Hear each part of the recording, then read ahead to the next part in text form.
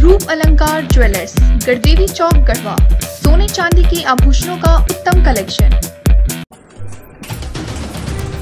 Corona जैसे भयंकर बीमारी को लेकर हुए देश में लॉकडाउन की मार अगर किसी पर पड़ी है तो वो है प्रवासी मजदूर, जो अपने ग्राम, अपने राज्य को छोड़ दूसरे राज्यों में जाकर मजदूरी करते हैं और रोजमर्रा की जिंदगी को चलाते हैं। उनके ऊपर तो आज दुखों का पहाड़ सा टूटा हुआ है। वे किसी भी तरह अपने घर आना चाहते हैं, लेकिन पूरे देश में लॉकडाउन लगा हुआ है। वे घर नहीं आ सकते क्योंकि वे हजारों किलोमीटर दूर है और आने के लिए कोई सुविधा नहीं है।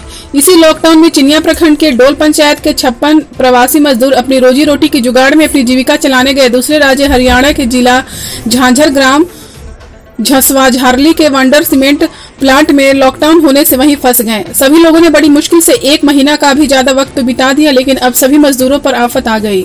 अब इन मजदूरों के पास खाने पीने का कोई साधन नहीं बचा है। लोगों ने घर से कुछ पैसा भी मंगवाया, लेकिन वो भी पैसा खत्म हो गया।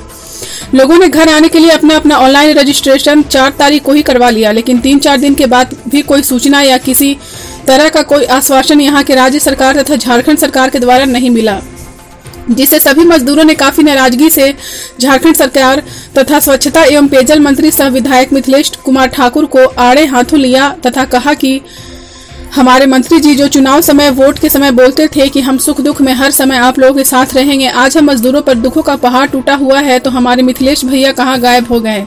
हमें यहाँ कोई पूछने वाला तक नहीं है। हम लोगों के पास भूखे मरने की नौबत आ गई है। तथा सभी मजदूरों ने चुनौती भरे शब्दों में कहा कि हम लोग 9 तारीख तक इंतजार कर रहे हैं, नहीं तो हम लोग यहाँ से पैदल ही चल देंगे। अगर रास्ते में कोई मरता है या कोई अप्रिय घटना घटती है तो इसका जिम्मेवार सिर्फ झारखंड सरकार होगी, और नहीं तो झारखंड सरकार हम लोगों को लाने में सक्षम नहीं है तो सरकार हम लोगों को यहीं से बस का परमिशन करा दे। हम लोग किसी तरह बस का किराया देकर अपने घर जाएंगे। अब यहाँ हम लोगों में बर्दाश्त करने की क्षमता नहीं है। अगर मरना ही है तो अपने गांव मरेंगे, यहाँ नहीं एक ही कमरे में। हम लोग 56 मजदूर कैसे रहते हैं हम लोग ही जानते हैं। 10 तारीख को हम लोग यहाँ से चल देंगे।